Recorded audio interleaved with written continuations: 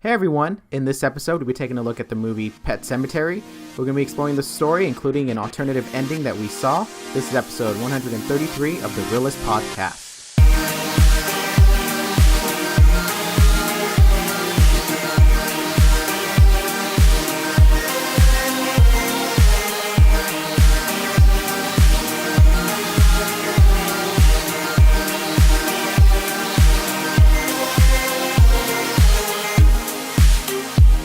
Hey everyone, I'm Oscar. I'm Donnie. And we have producer Ruben here as well. Hi.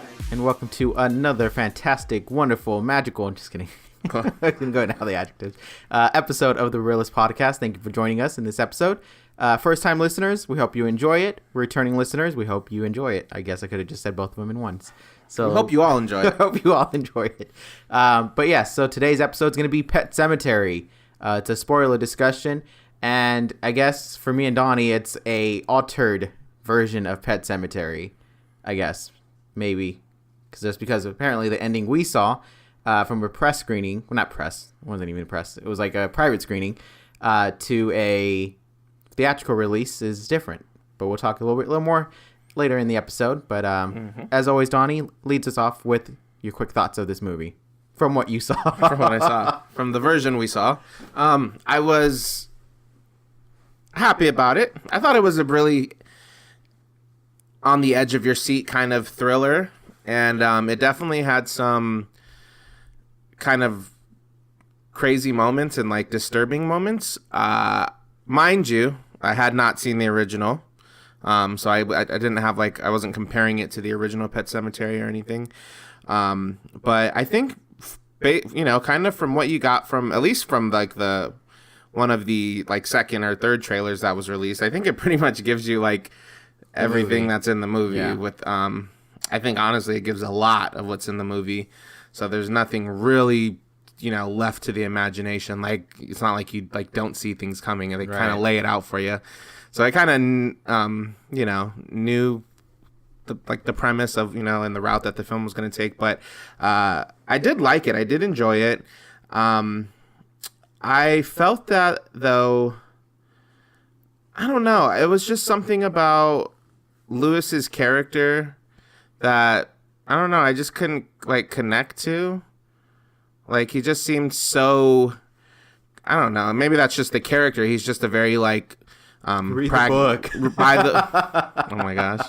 Very pragmatic, very just, believes in science and what he can see, and, I don't know. I felt like for his wife to be so just in shambles, and she had a pretty bad upbringing and kind of experienced trauma. So it's she was kind of quite the opposite, and had a little more going off faith and gut feelings and things like that, and which was a nice kind of dynamic for the two. But then you just kind of see I feel like the little girl just kind of got in the middle of it and was well, what what's true, what do I believe and what don't I believe? There was one scene where she was asking are we all gonna die, and he was just yeah, and it was just kind of he was just so kind of melancholy about it, oh yeah, no big deal, we all die. But I don't know, it was just interesting. The whole family in general was interesting, but the movie itself was not bad. There were some things that were that I would have changed or would have liked to see differently, but as a whole, I thought it was a good, thrilling horror film. Okay. All right. So for anyone that's not aware of what this movie is, it is a remake and another adaptation of the Stephen King's novel, Pet Sematary, which is intentionally misspelled. I never really paid attention to that. I didn't, even in the movie, she points out that it's misspelled, and I was like, how's it supposed to be spelled? It took me right, but that's the thing. At first, when you see the title, I'm assuming here just because we're used to seeing the title. I mean, I've seen the movie come up often, whenever people talk about horror films and stuff. So I always just went with it and never went with Cemetery's not spelled right. Right. Nor at the same time, when I actually would be around a cemetery passing by, never does say, hey, that's not spelled the way the movie spells it. But yes. So that movie is by Stephen King. I don't know why I was going there with that. But it's about Dr. Lewis Creed and his wife Rachel relocating from Boston to rural Maine with their two young children. the couple soon discover a mysterious burial ground hidden deep in the woods near their new home. This was directed by Kevin Kolosh, hopefully I'm pronouncing that name right, and Dennis Widmeyer, starring Jason Clarke, Amy Seimetz, don't know if that Smites, yep. Schmidt, not Schmidt, John Lithgow, and newcomer Jetet. It has an apostrophe at the end, so it's throwing me off. But we're just getting all these names Jete Lawrence. I know the last name, Lawrence. Yes, I think this is her debut. Just kidding. She was on TV. Okay. So she has some experience. But outside of me butchering everyone's name besides Jason Clarke, I thought this movie... Okay, so let me backtrack here. I'm going to do a little bit of backstory. I've always heard a lot of good things about the original Pet Sematary and the story overall. So to me, I mean, I never saw the original, but I always heard positive things. So to me, there was some excitement going to see this one, to finally see like a modern take on this, beloved, I guess, tale. And knowing Hollywood, I didn't put it together, but Hollywood would then again, just because they're doing a remake doesn't always necessarily mean it's going to be as good or better than the original.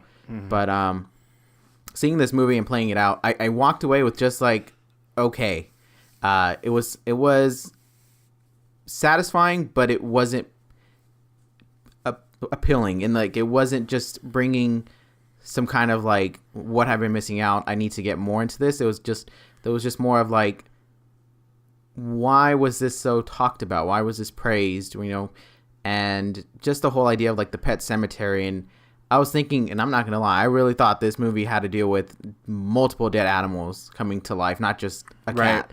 And that's why I was just like, okay, so maybe there's something creepy or freaky about this movie. But just the premise of coming back from the dead and being alive again, but different. What I guess I'm just assuming that just based off of like other shows and other movies and having that similar premise just didn't wow me or surprise me. So it was kind of just like, oh, so this is just another about coming back from the dead. And maybe like The Walking Dead has taken all that like juice out, but it was just like, oh, I thought this had more story to it, like a unique mythology that's going to be like, a reason to be, oh, this is great.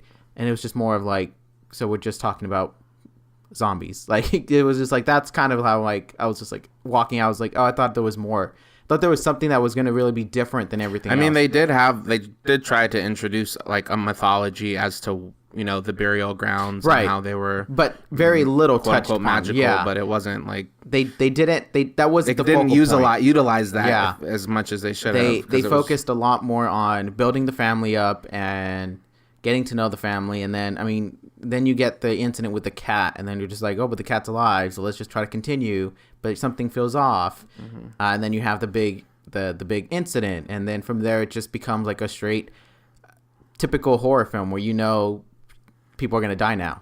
Like, it's gonna be like a one by one. How it's gonna play out. Yeah, and so that's what I was just a little disappointed about. In kind of, I thought there was just gonna be something different, something that wasn't what it ended up being, I guess would be the best way. So it was disappointing in that regard, but it's not a bad movie in that sense. Like, it's not a movie that's poorly made or poorly shot or poorly acted.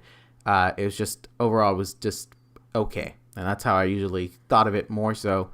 A lot of things that we can talk about for it. But one of the things that I do agree with you is that Jason Clarke's, I think, character was just very confusing.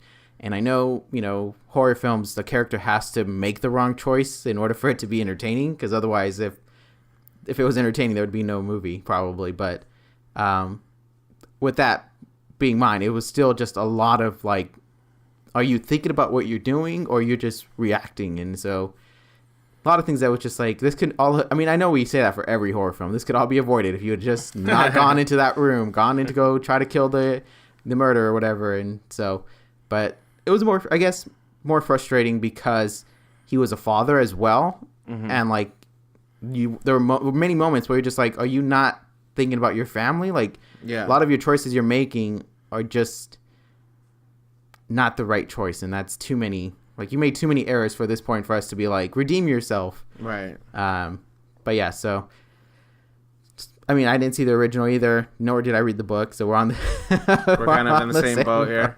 I want to quickly point out that one thing that bothered me is that in the trailer, one of the things you already said, I do agree that I thought it was going to be multiple pets coming back from the cemetery. Yeah. Not just one cat and then one person.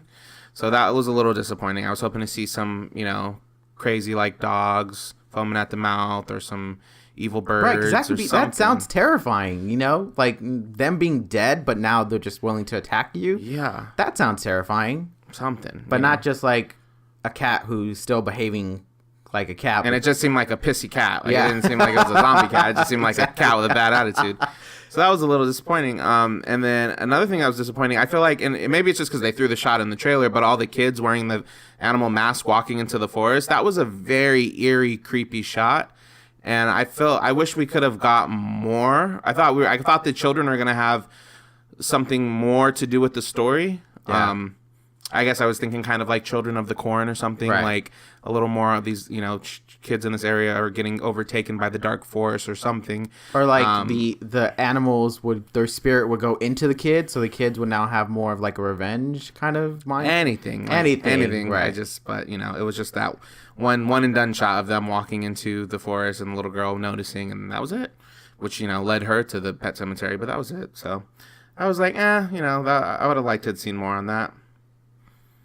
Yeah, I agree. I mean, it was one of those aspects of the trailer that probably hooks you in because you're just like, oh, there's going to be something interesting. I'm assuming hooks you in if you don't know the story already. Right. Right, but... Ruben, did you see the original? Oh, no, you don't watch horror film. Sorry. Sorry, that wasn't like a jab. That I literally, in the moment, I forgot. But, yeah, so that definitely was one of the things. I will say that I'm assuming it's the third trailer. I think the third trailer for the movie really takes away the moments of the film that were great, I guess.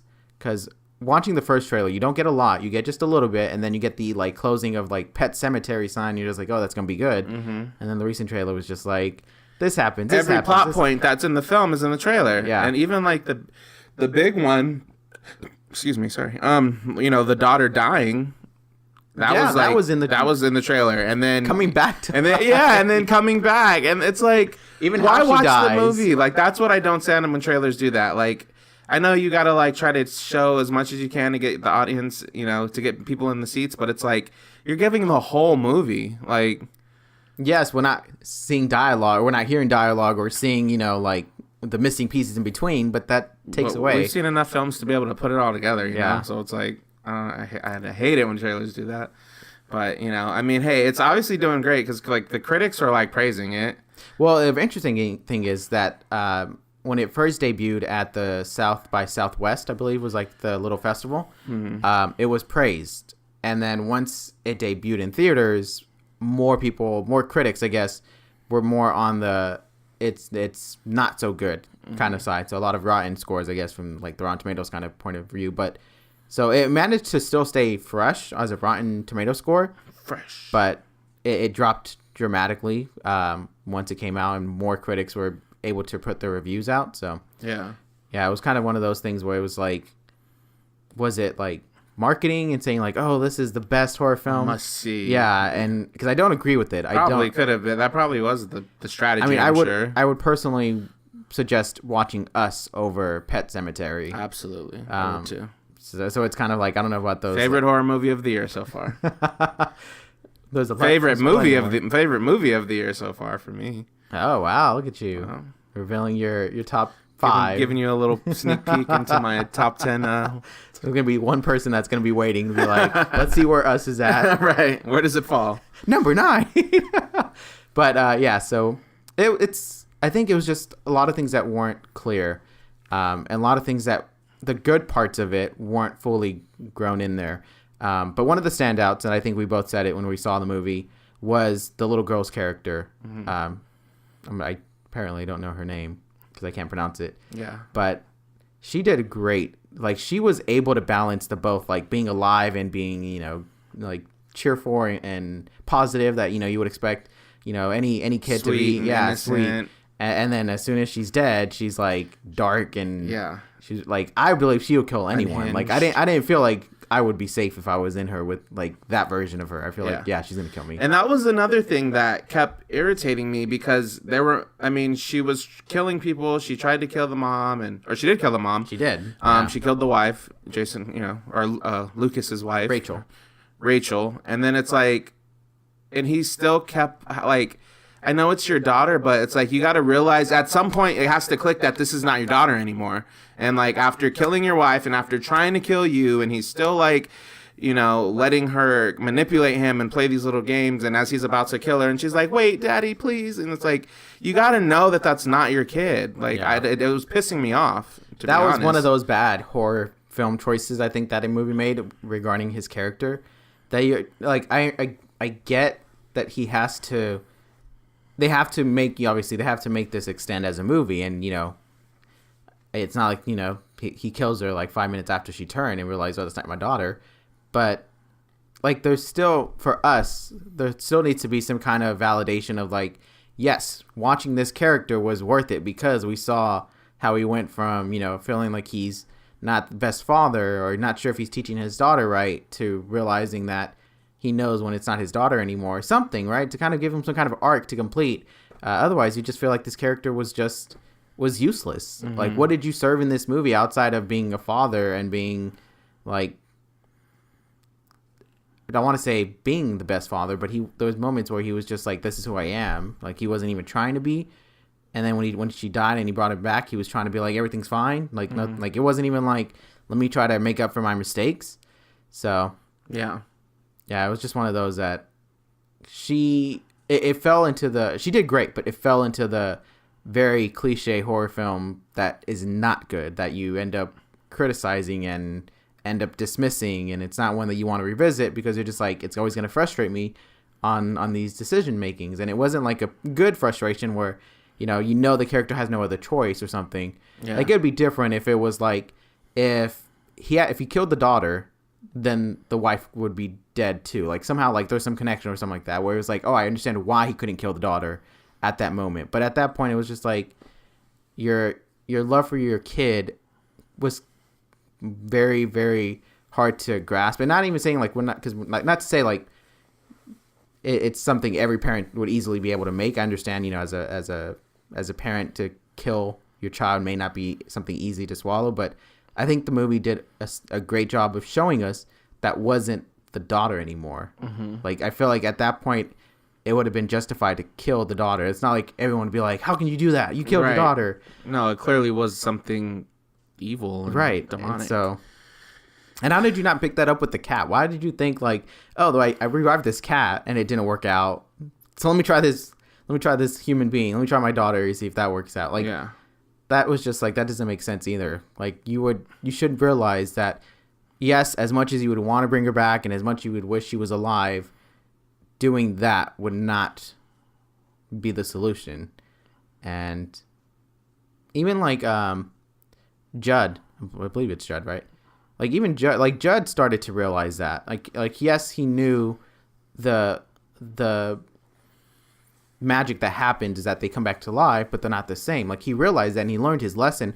I believe, was it with his wife dying, right? It was like his wife was killed by something. I don't know if it was a pet or if it was a human. It was his dog, right? Was it his? Yeah. I feel like it was a dog. But his wife ended up dying, and so he realized he can't go bring her back to life. Like, that's not the route to go, because he already tried that as well. Like, it was just like his character. He tried to relay that to Lucas, but he wasn't. Lewis, sorry. Rename the characters. To Leonard, to Leon. But he wasn't. He wasn't listening because he was so deep in his. Yeah. So I think that's probably one of the most difficult things to bypass, is those decisions that were made by the character. But I do agree that the movie did manage to keep its thrill. I think for the first part of it, like when it was still building up, the area, and you were still like unsure.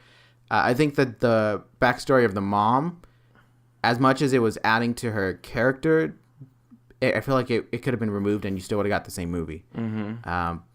And I'm sure. I mean, they spent quite a bit of time on her growing up with her sister who was had some really sick condition, physical disability. But it just didn't add anything because the mom wasn't a main focus of the movie. Like, she was the mom, yes, and she was there, but she wasn't like the one dealing with what Lewis was dealing with. Like, Lewis was obviously the focus, and you were going through the pains and everything that he was going through, but the wife was just like the supporting character in this. So it was kind of like, why are we getting so much depth into this when she's not really playing a role into what's happening in the story outside of leaving his character, Lewis. And if had she had a different effect on us than Lewis did, had she been like, the heart of the film, or like we really, really, connected to her, or we were really warmed up to her, but like she was kind of like an emotional wreck the whole time.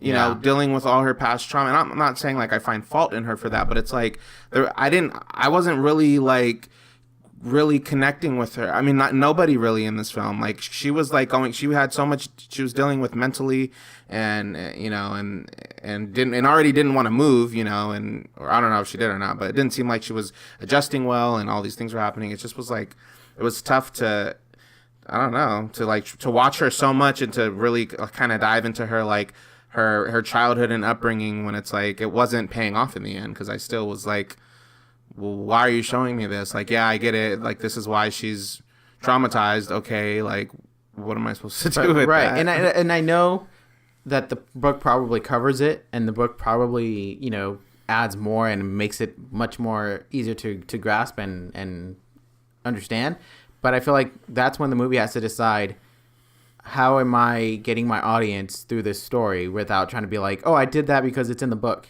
Yeah. Like, we already know a lot of things from the book is going to be left out. If you're not doing a TV show of the book, you're probably going to have to throw out a lot of stuff just for timing reasons.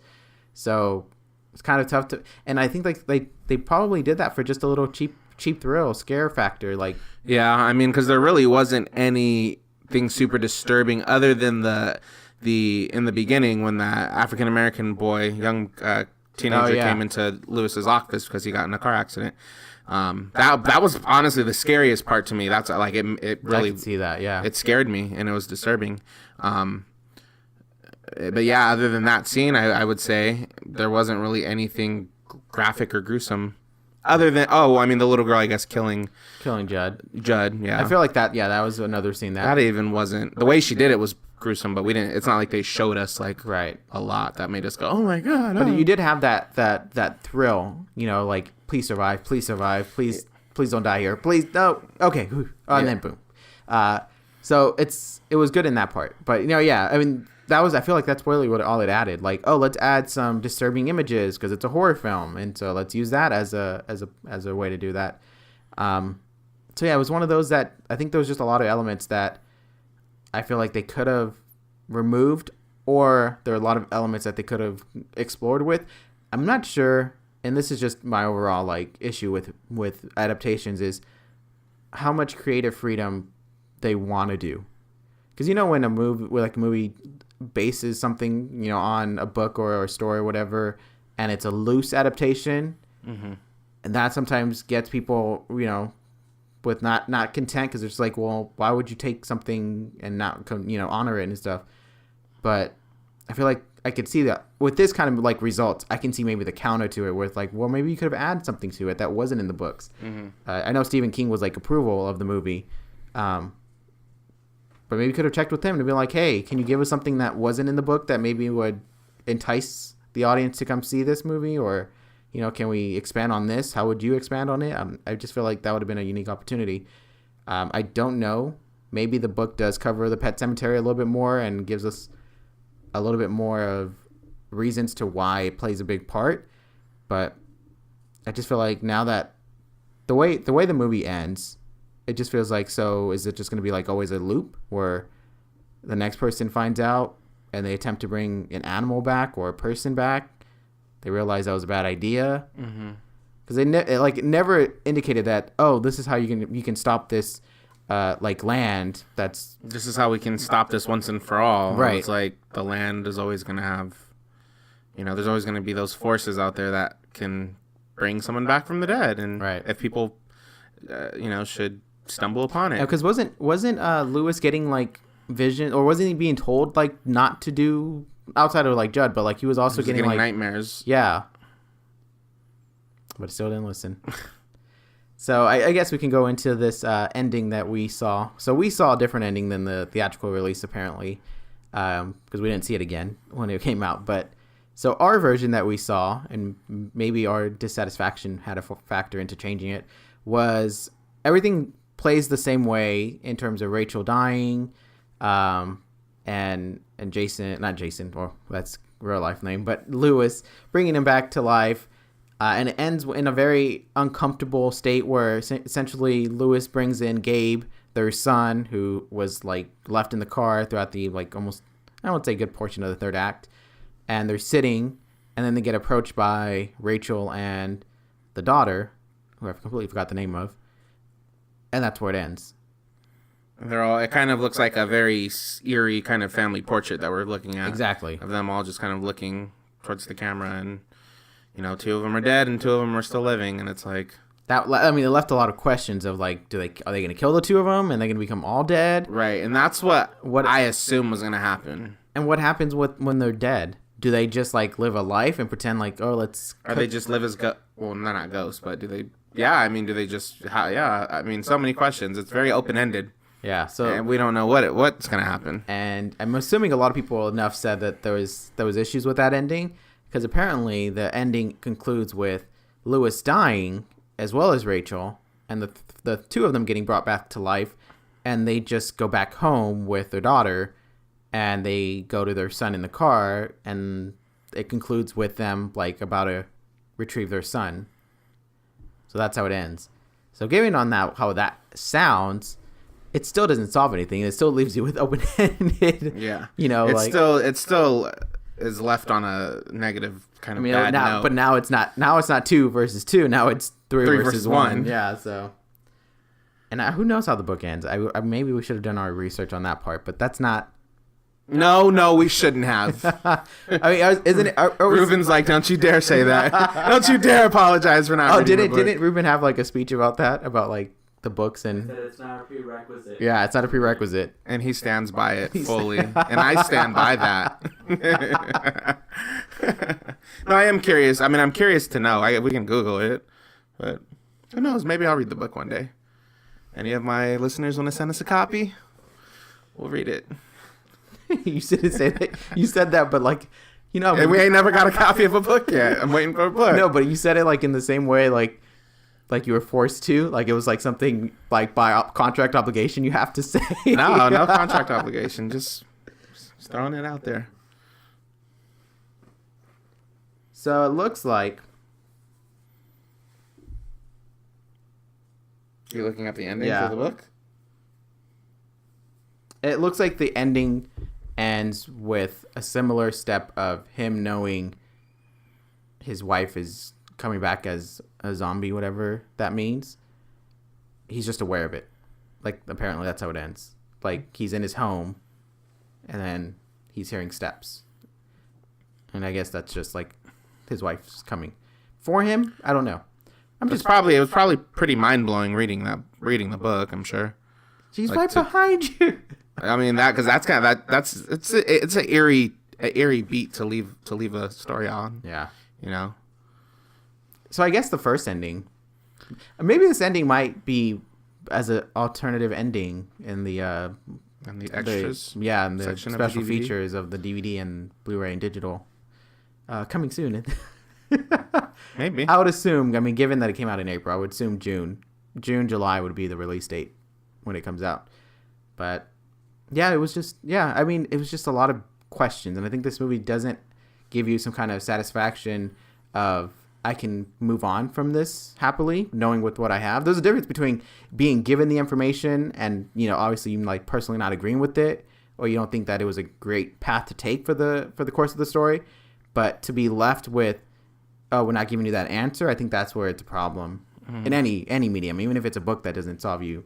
I mean, it obviously doesn't have to give you every single detail, but it should give you the big enough plot points where you can know that this is either concluding or the story's going to continue on in the next book, or this is just more of like we set you up on the the foundation, and there you go on off your own journey. Kind of like a John Carter. Like John Carter was one where he goes to Mars and has this whole adventure, and then he's eager to go back to Mars. But it's not like he's eager to go back to Mars because he forgot something. It's like one of those and the adventure continues kind of conclusion. Mm-hmm. So that kind of that's the only, I think, open-ended kind of that people are okay with, but not we finished telling the story, but there's many questions that you have. Ask the author, or just I don't know. Sometimes it's effective when there's open-ended questions, where it's like, oh my god, but what about the political, but in this case, I don't think it was very effective. It was not effective. And I can't stop thinking about the fact that you have a living child that you should be trying to protect. And you don't seem like you care. You seem like you're just giving up, and you're like, this is what our life is going to be now, whether that means I die, whether that means me and my son die. But at least we'll all be... I don't know. It just... in this case, that he did die, which makes sense. That would... Yeah, that would have made... maybe that's... Well, maybe we should see it again and watch the ending and see how that impacts the how we feel about it. Unless all mine's lying to us and someone just made up... That was like fan fiction ending. Right? Yeah. But any particular scenes that you think were probably the highlight of the movie? I think just the... Can I actually do the opposite and tell you a scene that I didn't really like? Sure. Switching things up here. Right. The scene where they did end up back at the pet cemetery, and where she had kind of lured Lewis, the daughter lured Lewis to the pet cemetery, and he was going to kill her. There was that whole scene. I kind of already touched on it because it made me upset because she's playing him, she's like this evil little thing, and she's really strong now and trying to kill him, and he's trying to fight her off, and then right before he's about to kill her or do whatever, and she's like, "Daddy, please," and it's like, she flips the switch to try to be like his cute, sweet, enduring, innocent daughter again, which we know she's not, and we know she's playing him. That whole scene just pissed me off so much, and there was a shot where her head was shaking back and forth very, very, very fastly. It looked very fake. It looked like the film was sped up really, really quickly. I don't know. I just, that whole scene just really bothered me. That climax, I guess. Yeah. Part of it. It was so just by the book, and it just irritated me, and it made me dislike Lewis very much so. So there was not much to really like about him. There was very few things that were positive you can say about him, just because a lot of things he was either doing something he probably didn't agree with, or he was just making the complete wrong move, and it didn't make sense why he was making that move. Mm-hmm. It's like telling someone, "Oh, here's a poison apple that will kill you and make everyone around you die, and here's a good apple that will give you, health and vitamin boost." And he's intentionally like, "I'm going to go with that poison apple." It's like, wait, what? So it's kind of like that. It's like that kind of decision making where it's clear what is wrong and what's good, or what's the right move, what's a bad move.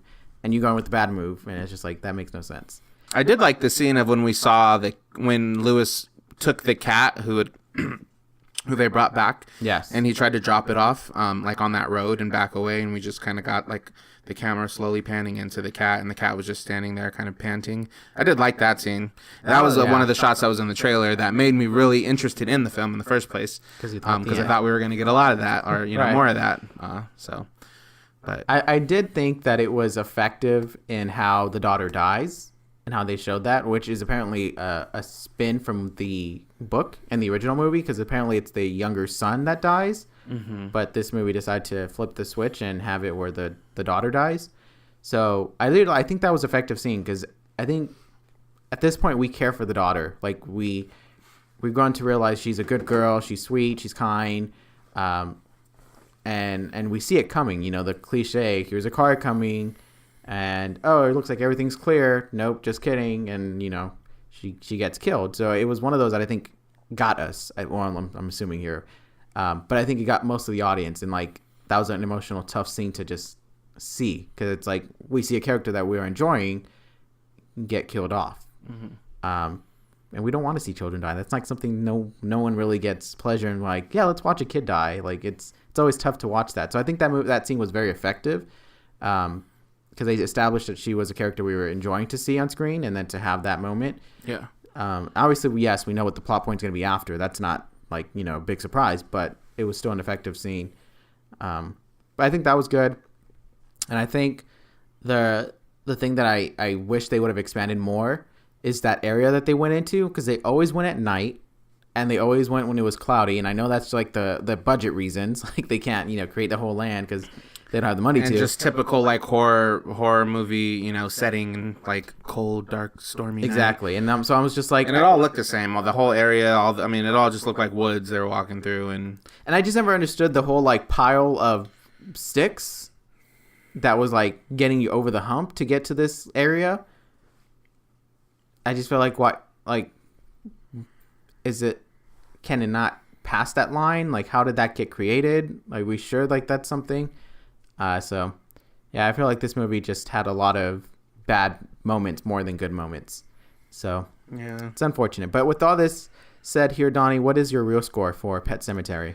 I'm gonna give it a 2.5. You know, I think for, you know, just to like, for like a movie that you want some thrill, like a nice popcorn flick horror film, like, oh, let's go to the movies, guys, and be scared, you know, at Pet Sematary with all the jump scares, because there were quite a few jump scares. So if you like that, I think you'll get a kick out of this one. But you know, I think it's pretty typical, it's pretty predictable. And I mean, I think if I was like, you know, like I said, if I was like 15 years old and I'm like, hey guys, ask your parents if we can go to the movies tonight, let's go see Pet Sematary, I think that'd be like a fun time on a Friday night.